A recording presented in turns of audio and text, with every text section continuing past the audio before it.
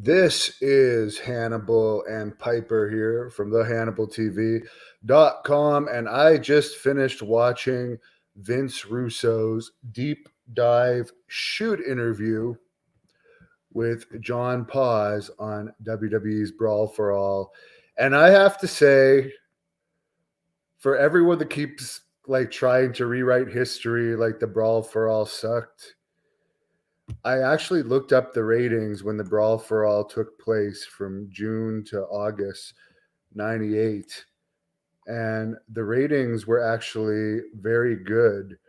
They were in about the 4.35s, which is excellent considering they barely crack a zero point 0.5 these days. Sometimes they were even in the 4.6s. So the ratings were very good. In my opinion, it's better than anything that's been on Raw since 1999.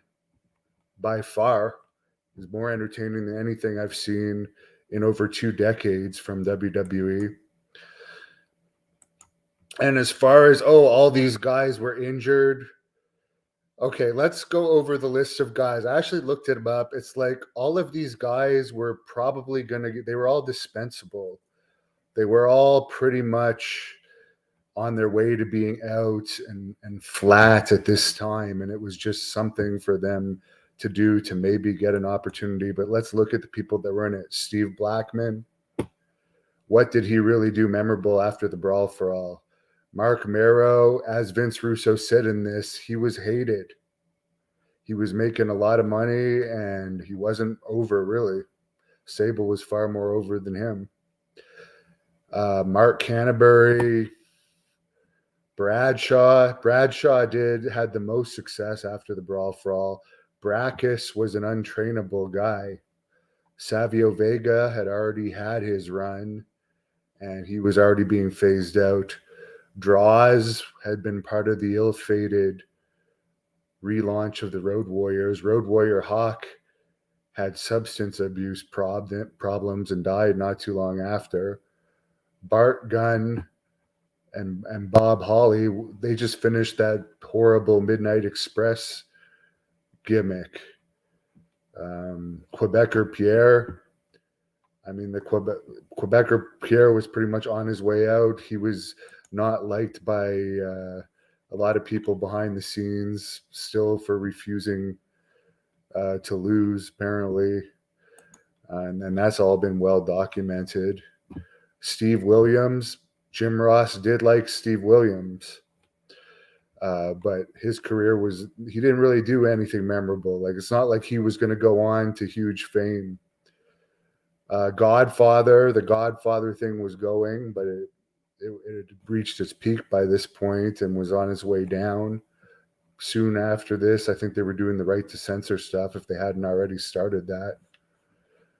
Dan Severn, they weren't ever really doing much with Dan Severn, and he didn't last long in WWE.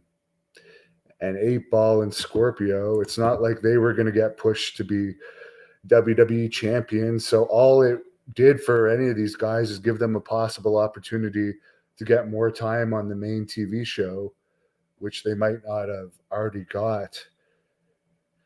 As far as career-ending injuries, I don't know anyone that got a career-ending injury out of that.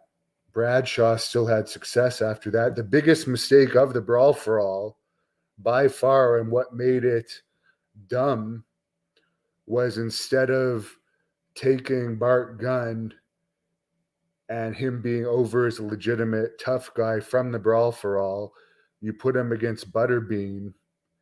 And Butterbean has said it on this channel that he would have faked this match. He would have taken the dive for the right price. And he had done pro wrestling. Instead of faking that fight, you wasted all that TV time to get Bart Gunn over, only to have him fed to Butterbean and make the toughest guy look like shit, which then made everyone that he beat look even worse. So that was the big mistake with the Brawl for All. But as far as it being entertaining, I remember watching the Brawl for All in those years as a kid. When I would watch Raw, oftentimes in Canada, it didn't come on until later, so I wouldn't get to see it till the next morning. And we had VCRs back then. And I remember fast forwarding until I would find the Brawl for All, and I would watch the Brawl for All, and then I would watch the rest of the show. And this happened in 98. It's 2022. People are still talking about it. So to say it was one of the worst ideas, as Vince Russo said on that podcast, it helped the TV show get good ratings. So the worst part of it was the butterbean thing at the end. If they had pushed Bart Gunn and given him a good mouthpiece, since he wasn't known for being the best talker, he could have got over, in my opinion. Barlight Broker says, Butterbean is an animal. Heath checking in. Chris was entertained too, and he didn't understand the rules change. Jason says, Russo was stoked when JBL got knocked out. Apparently, they were all stoked. Everyone but Jim Ross was also stoked when Steve Williams got knocked out, according to that shoot interview, because everyone by this point was, I guess, sick of hearing about Steve Williams because Jim Ross wouldn't shut up about that. But just after watching that and after watching the Dark Side of the Ring thing before, where everyone's saying it's the worst idea ever, blah, blah, blah, blah, blah, I would rewatch the whole Brawl for All, every single match, more than watching one match from that stupid WWE Underground crap that they tried to do a few years ago that failed miserably in the ratings.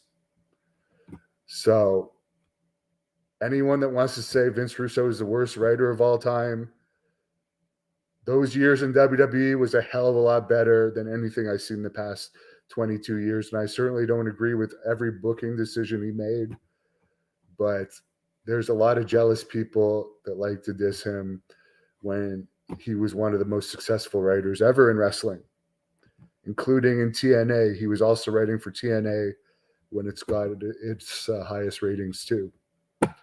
So take it for what it's worth. Thank you for watching the Hannibal TV.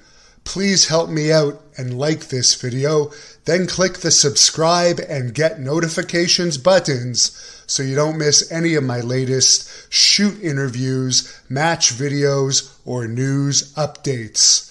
Follow us on Facebook at The Hannibal TV for more live streams and videos.